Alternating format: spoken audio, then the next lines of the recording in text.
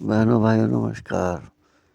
अभी अभी हमने कल देखा कि 109 भारतीय लोगों को जो इलीगली अमेरिका में डोंकी रूट से चले गए थे उन्हें डिपोर्ट किया गया अमेरिका के सैनिक विमान के द्वारा। यहाँ अमृतसर में उतार दिया गया। अब इस पर मैं कुछ बातें कहना चाहता हूँ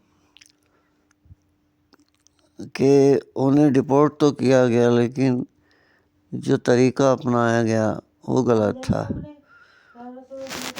उनके हाथ पैरों में जंजीर, गले में जंजीर, पैरों में जंजीर, थोड़ा ये बहुत गलत है। ठीक है, आपके देश का कानून है कि भाई हमारे देश में चोरी छिपे ये घुसे हैं, लेकिन आप भारत सरकार से बातें करके कह देते कि भाई अपने ये बुला लीजिए, तो आपके विमान का भी खर्चा बच जाता, सैनिकों का भी खर्चा बच जाता। आप ये कह देते भाई हम इन्हें निकाल रहे हैं अपनी सीमा से बाहर और आप इन्हें ले जाइए विमान भेज के। जब उसके बाद अगर कोई ना आता लेने तब तो बात भी थी। तो थोड़ी सी मैं अमेरिका के राष्ट्रपति के लिए कहना चाहूँगा कि थोड़ा सा इस तरीके से चलते तो और ठीक रहता।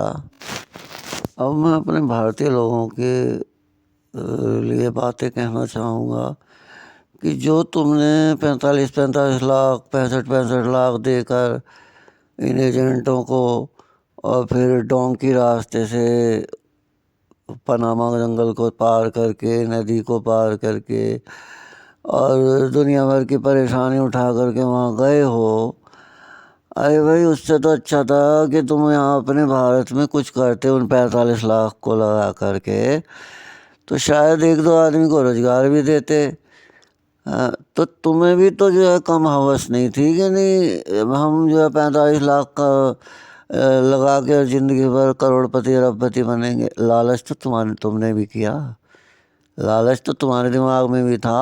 और आज मैं देखता हूँ जितने भी अपने सरदार हैं, पंजाबी हैं, कनाडा जाएंगे, अमेरिका जाएंगे, है ना, लेकिन कोई भी ये नहीं कहेगा कि अपने भारत में रह के नौकरी करेंगे या वो करेंगे। बट ठीक है, दो रोटी कम खा लो, अपने देश में रह लो, इज्जत के साथ रह लो। तुम्हें इस बात का अंदाज़ा नहीं है कि अमेरिका के जो नागरिक हैं, मूल नागरिक हैं, उनके मन में भारतीय या दूसरे देश के लोगों के लिए कोई अच्छी भावना तो होगी नहीं। उनके मन में ये भी आएगा कि भाई देखो हमारे हिस्से की नौकरियां, हमारे देश के संसाधन और ये दूसरे देश के लोग फ़ायदा उठा रहे हैं। तो इन बातों पे ध्यान दीजिए प्लीज़।